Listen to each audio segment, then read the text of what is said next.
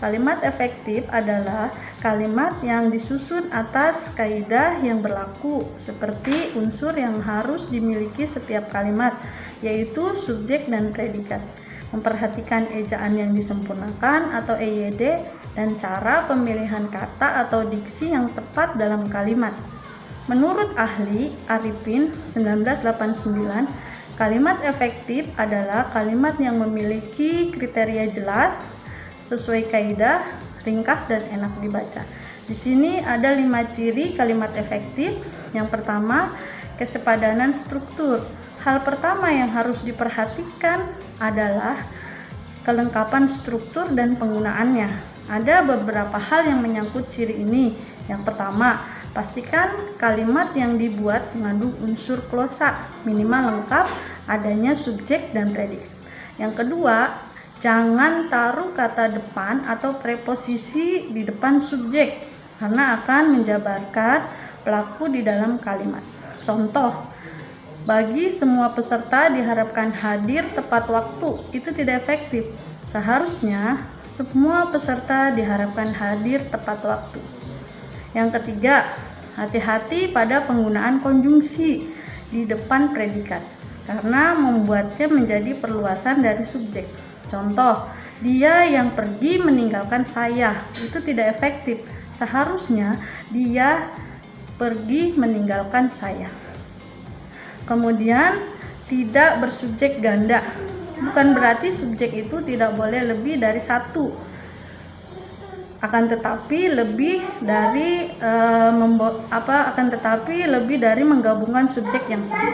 Contoh, adik demam sehingga adik tidak masuk sekolah. Itu tidak efektif. Seharusnya adik demam sehingga tidak masuk sekolah. Yang kedua, kehematan kata. Karena syarat kalimat efektif adalah ringkas dan tidak bertele-tele, kita tidak boleh menyusun kata yang bermakna sama dalam sebuah kalimat. Ada 2 hal yang memungkinkan sebuah kalimat menjadi boros sehingga menjadi kalimat yang tidak efektif. Yang pertama, menyangkut kata jamak, dan yang kedua, menyangkut kata-kata yang bersinonim. Contoh kata jamak yaitu para siswi sedang mengerjakan soal ujian masuk perguruan tinggi. Itu tidak efektif. Seharusnya siswa-siswi sedang mengerjakan soal ujian masuk perguruan tinggi. Yang kedua, contoh kata bersinonim. Ia masuk ke dalam ruang kelas. Itu tidak efektif. Seharusnya ia masuk ruang kelas. Efektif yang ketiga yaitu kesejajaran bentuk. Kesejajaran bentuk adalah kesamaan bentuk kata yang digunakan dalam kalimat itu.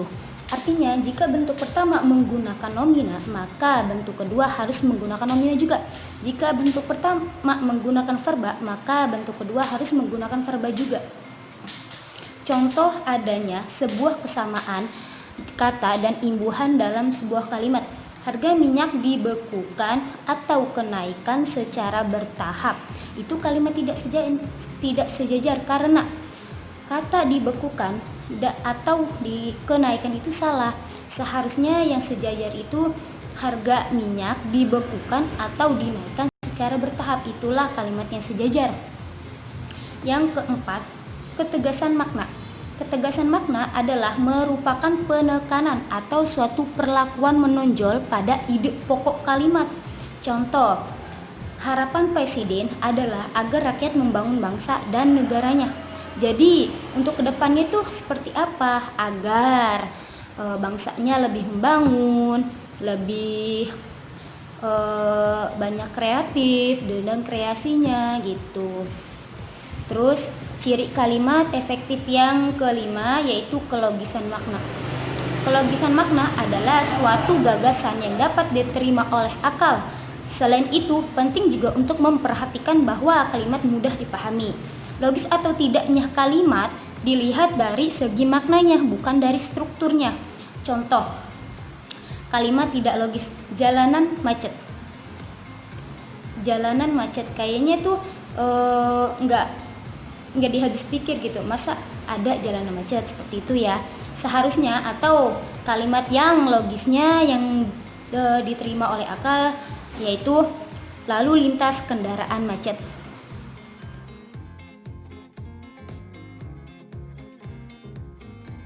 Bisik berantai. Bisik berantai yaitu sebuah permainan yang dimana dalam permainan itu siswa akan menyampaikan kata-kata kepada temannya, dan sesuai namanya, bisik berantai itu dimainkan secara berurutan dan berkelompok, dan diawali dari dosen yang menyampaikan kata-kata melalui bisikan ataupun tulisan, lalu yang disampaikan kepada teman yang terdapat pada barisan pertama. Lalu teman yang barisan pertama itu akan menyampaikan kepada barisan kedua akan menyampaikan barisan ketiga akan menyampaikan barisan keempat, dan seterusnya hingga pada barisan yang terakhir.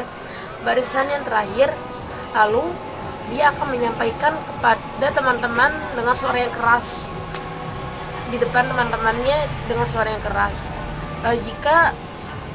Jika perkataan yang dia sampaikan itu tepat, maka dosen akan menyatakan itu tepat.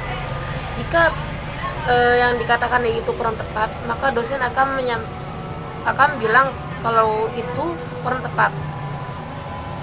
Jadi tujuan bisik berantai, permainan bisik berantai, selain kita merasa senang, kita dilatih keterampilan kita dalam berbahasa, misal dalam menyimak, membaca, menulis, berbicara, juga sastra, serta unsur-unsur yang lainnya, yaitu kosakata dan bahasa. Apabila suatu permainan menimbulkan kesenangan, tapi tidak menimbulkan keterampilan bahasa atau lainnya yang dalam kutip unsur tertentu, maka permainan itu bukanlah permainan bahasa. Karena permainan bahasa persyaratannya yaitu jika dia selain menghasilkan kesenangan, dia juga menghasilkan keterampilan dalam berbahasa. Manfaat yang dapat diambil dari permainan bisik berantai adalah: yang pertama, memupuk jiwa persaingan yang sehat untuk saling mengungguli namun tetap sportif. Yang kedua, mendorong peserta didik untuk menyaksikan dan ikut serta dalam berbagai permainan. Yang ketiga, memotivasi diri untuk tampil sebaik-baiknya. Yang keempat, belajar untuk bekerja sama dalam satu tim dalam sebuah pekerjaan untuk mendapat kemenangan. Menurut Dewey, interaksi antara permainan dengan pembelajaran memberikan pengalaman belajar yang sangat penting bagi anak-anak. Kesimpulannya, media permainan bisik berantai lebih efektif dibandingkan dengan media audio dalam meningkatkan keterampilan menyimak bagi siswa.